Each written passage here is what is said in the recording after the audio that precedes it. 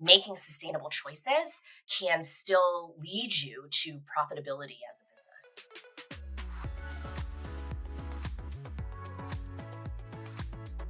Thank you for having me. I'm Carolyn Rosebrough. I'm the Chief Brand and Communications Officer at Lime, and we're the largest shared electric vehicle company in the world. You can ride with us in 280 cities. Which cities are you seeing increased demand? Obviously, we think about it in big cities like New York or other places where people or travelers are using them, but would love to hear about some of the growth areas for you guys. Yeah, absolutely. We've seen a lot of growth across many cities, and in no particular order, I'll mention some of them: Paris, London, Berlin, Rome in Europe, in North America, Washington, D.C., Seattle, Los Angeles, Chicago, and Denver. Tel Aviv is also a big city for us. But it's been really exciting. I mean, when we think about the past couple of years and just watching the demand for e-bikes, e-scooters, just lighter, greener ways of getting around, we've really seen just such great demand. We are actually at Lime, we're at over 550 million total rides over our lifetime. And our e-bike rides in particular from 2022 to 2023 doubled. So we really are seeing this be, an area where people are really looking for other alternatives to the car. What is the balance between sort of e-bikes and e-scooters in your portfolio and from what you're seeing in the demand? Yeah, I mean, they're both very important vehicles for us in the business. We've seen growth across both vehicle types.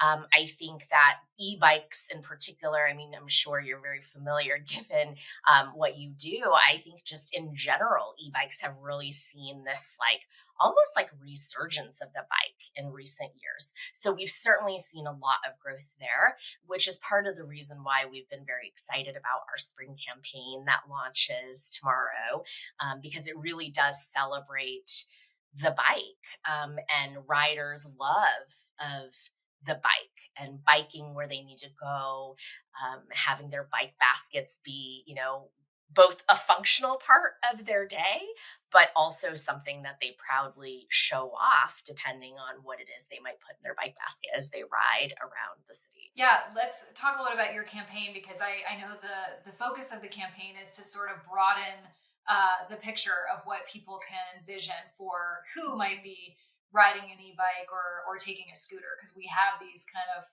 preconceived notions of when we might use that kind of thing when you're traveling or you're at a bachelor party or whatever it might be. But I know you want us to think about different use cases, so I'm curious if you have some examples of how you've seen some of your customers using these micromobility forms of transportation that you're going to be showcasing in your new campaign. Yeah, absolutely. I think, even just taking a step back a couple of years, I really do think that, COVID was a real turning point for so many reasons. But in terms of the fact that we offer an open air way to get around, we also saw a lot of people forming habits of riding bikes and scooters during that time period. And people who maybe wouldn't have considered it previously became more comfortable and then formed kind of this habit of relying on a bike or a scooter to get around. And I think since then we have really seen, a lot of growth in bike rides, scooter rides. We've seen growth across, I should say, beyond commuting. Right at the time, people weren't commuting to work as often, and so therefore they were actually able to ride bikes and scooters to do other things in their lives. They would ride to brunch, they could ride to dinner, they could ride to run errands. It wasn't just a commute based usage. And so I really think that's driven a lot of the broadening of the rider base. You mentioned, Anna, that traditionally we may think of a certain type of person that might bike or scoot. And we're really seeing our riders represent a really diverse set of ages, gender, types of people. And so our campaign, our spring campaign that features these baskets, really sort of sum up a lot of the different kinds of riders that we see. So we have riders who are, new parents, even grandparents, riders who, work in a restaurant or work as a doctor or a nurse. And so you see the bike basket kind of through their eyes, where they're riding, the basket features the kinds of things you would probably put in your basket, depending on who you are. And so it was really important to us when we thought about sort of concepting this campaign, that the types of stories, the rider stories that we tell, do represent this broader set of audience that we've seen become riders over the last couple of years. That's so interesting. So did you see a big spike with COVID? Like you could just see the ridership data just went up? Yeah, well, most interestingly, I think we've actually had a lot of conversations about this internally. I would say one of the biggest differences we saw, sort of as COVID set in, is that we saw an increase in intercity trips. And what I mean by that is like people just literally trying to get within their city to different types of activities. And I would say prior to COVID, we probably did see more commuters, people who would take rides to get to and from work, to and from the office. And now it really has grown to encompass many more types of trips. And I really do think it's a habit forming activity, right? The more you do it, the more you're used to it, and the more you find like, wow, it actually is quicker, it's convenient. In many cases, I think that can then drive the other behavior, which is it's also greener, right? It's actually a better way, not just for me personally, but it's actually better for the planet as well. Speaking of those kind of messages, what messages have you found to be most effective in terms of, converting people to take that first ride and continue to ride with you? Our mission at Lime is to build a future where transportation is shared, affordable, and carbon free. So, certainly, the sustainability aspect of why we do what we do always drives us. I think in actuality, right, we have to think about that being core to our mission, but also recognizing that people often need more than that. Some people will ride just because of that. Not everyone will, right? Some people need to feel like this is the most convenient, this is the quickest, this is more fun. And so I would say we have found a mix of messages to be really successful. We always want to remind our riders what our mission is first and foremost around sustainability. But then we also want to let them know about the convenience and the reliability, um, the efficiency of being able to get around more quickly and skip traffic, cost. You don't need to buy gas. Right. So I do think there are a lot of different drivers and motivators for people. And so we really do try to keep all of those motivators in mind. And at the end of the day, people walking and taking public transportation, scooting, of course, and biking are all really important to us. Getting out of the car and finding alternatives in general, we are very happy with that choice that people make. And even though sustainability has been at the core of your mission since you started, you've always said as a company, it's not just a nice to have, it's also got to be a business strategy. You have to be a successful business, at the same time. So I'm wondering if you can, explain a little bit about how you think about that and sort of how your business is going as it relates to, just making money and being a profitable business. Yeah, absolutely. So, I mean, I'm really proud to say that the last 2 years at Lime, we've had really, really great years, profitable years where we've really seen ourselves grow, and, grow to be the leader in the industry. And I really believe that we have done that in addition to prioritizing sustainability. Everyone that works at Lime is very passionate about our mission. So I think that just gets everybody, really excited to show up every day, focusing on the work. And we made a lot of decisions over the last couple of years, whether it is decisions around our vehicles, our hardware, our battery. As an example, our batteries are swappable batteries. You can actually swap them between our scooters and our bikes. It's not different types of batteries per vehicle. That drives a lot of efficiency and sustainability, right? Because it's the same type of battery, it can be used in our different vehicles. So there's been a lot of design choices that we've made that are also more green, that ultimately also drive the business. It allows us to be more efficient, right? Our operations are more efficient as a result of that. But at the core, that decision was really made because we wanted to make sure we were making sustainable choices. And so I do think that the two can coexist. Making sustainable choices can still lead you to profitability as a business. I love that.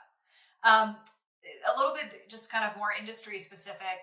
There's been so much attention on EVs, right, and electric vehicle adoption, but I think micro mobility has such potential, right, to have a huge impact. So, how do you think about sort of the future of micro mobility as an industry in general?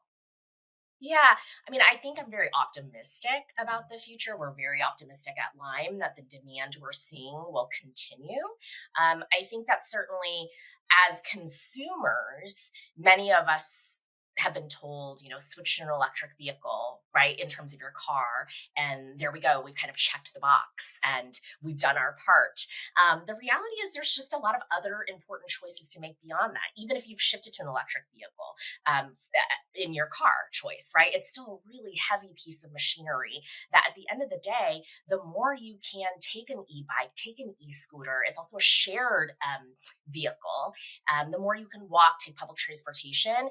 These are all things we all need to do more of to, kind of have the future that we want for our children. We feel very optimistic that making greener choices is going to help drive increased demand and continued demand, and for us at Lime and just in the industry to continue to grow. Let's talk about some of the headwinds that scooters and bikes have faced, and just kind of address some of those questions. Obviously there's questions about safety, right? And are they safe? How do you give people confidence that they are going to be safe, and even like convenience factor of like having your helmet with anything like that you think has evolved there in terms of you know giving people confidence about the safety of the vehicles. Yeah, of course. I mean, I think something that's really important to note is that safety drives a lot of our decisions. I mean, it really drives, I would say it's at the core of a lot of what we do, right? Because we recognize that we want to do our part in making sure that our vehicles are as safe as possible. People feel confident when they're riding. 99% of our trips end safely. And I think that stat sometimes comes as a surprise to people. And I would say that, something that we really advocate for as we work with our partners out there in the world, in our cities and riders, is we also do advocate for, more protected bike lanes. There have been a lot of cities, particularly in Europe, I would say, that have in recent years, there are more and more bike lanes. And that's really important, right? To help riders feel really confident and feel like they are kind of riding in a place where they are safer from traffic and cars. And so there's a lot of things that we do as a company and as a team in our work in our communities to advocate for a lot of the infrastructure that really drives the change you see in design of cities, that then therefore allows riders and residents and tourists and everyone on the road to feel like they can be as safe as possible. Yeah, when you think about an image of the future and how a city might look in the future, we try to connect people a lot to sort of what that could look like, because it could look quite different. I mean, I think people don't remember that New York had traffic going through Times Square for a long time, and now it's pedestrians, open to pedestrians. So, what does that look like for you, and in terms of the projections around micro mobility and what a city could look like with thinking about some of these things at the core. Yeah, I think that certainly a lot of it has to do just more open space for people, rather than for cars. If you think about, for decades and decades and decades, right, we've been so accustomed to just accepting cars and traffic as a way of life. And we almost tune out the we almost tune out the cars, right? That like we see around us because we expect them to be there. We expect them to be parked there. We expect to be sitting in bumper to bumper traffic. And I just don't think that's the only way, nor should that just be sort of what we come to accept, right? I feel like, when you do see programs like Open Streets in New York, now it's spring, right? Like we've got this program where it's a couple of Sundays where Park Avenue is just free of cars. And, you see people running and, walking and riding their bikes and taking their dogs out just in the middle of Park Avenue, right? And it is beautiful. And everyone's out there breathing like fresh air and like taking up the space that normally, might be lined with cars. And I think we just like for us, the vision of the future is let's have more outdoor dining and places for, people to run around and breathe fresh air and ride bikes and play.